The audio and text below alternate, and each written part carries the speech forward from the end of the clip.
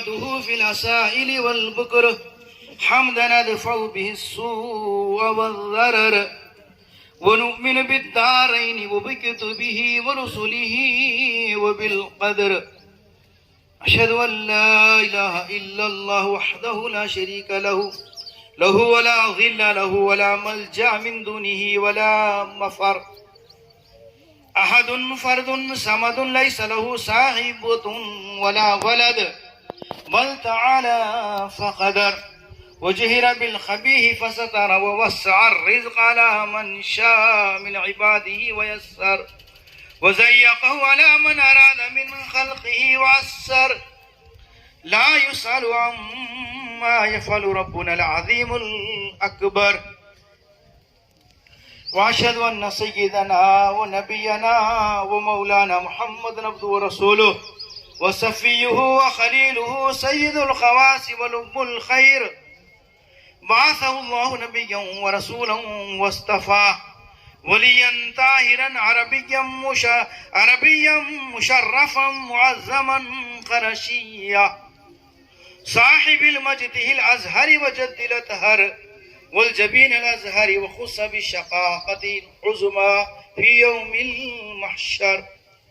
اعلموا أن يومكم هذا يوم عظيم وعيد مبارك كريم. يوم العيد ويوم الوعيد، عيد للأبرار ووعيد للفجار. يوم التهنئة ويوم التعزية، تهنئة لمن مضى عنه رمضان مشكورا وتعزية لمن اقضى عنه مهجورا. من المراد منا فنعزه، ليس العيد لمن شرب وأكل إنما العيد لمن أخلص لله لا عمل.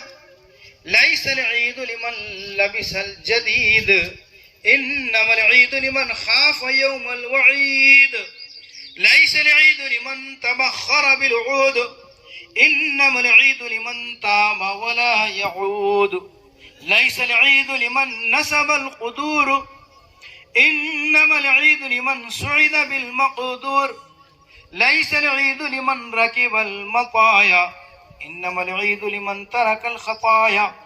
فتنبهوا عباد الله وتذكروا الموت. يا غافل اعتبروا وانظر إلى نفسك وتبصر أين الأول وآخر. أين من صام معكم رمضان الماضي وأفطر؟ أين من كان معكم في لياله وشمر؟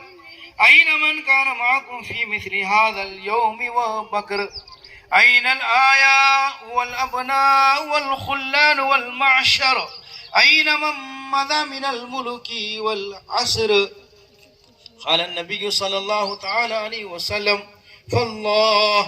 فالله في أمر الفطرة عن جميع العيال والأطفال والبالغين والارتقاء والإناث وذكروا كل واحد من العدد ساع بساع النبي صلى الله عليه وسلم وخمس مرتال وثلث رطب من غالب ما يقتالون في بلد ويدخر اقتداء بسيد البشر وإخراجها قبل صلاة العيد أزكى وأطهر.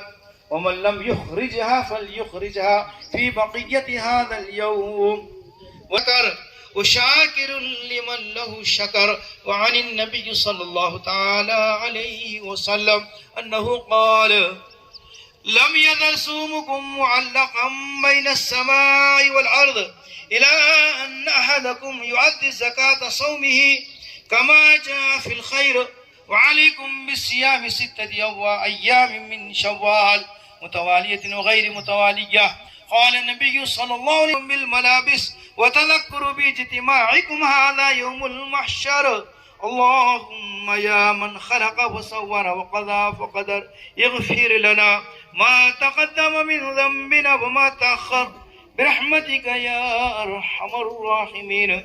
الحمد لله رب العالمين.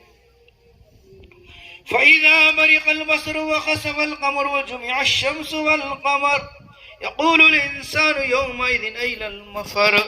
إنه تعالى جواد كريم ملك رؤوف رحيم ورب حليم.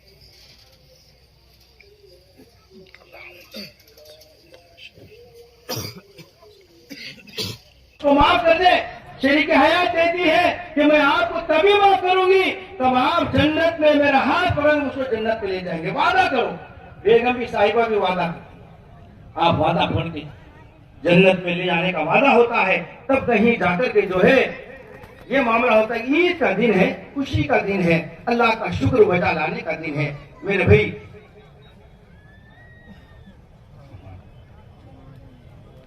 अल्लाह ताला हम सबको अमल की तौफीक अता फरमा।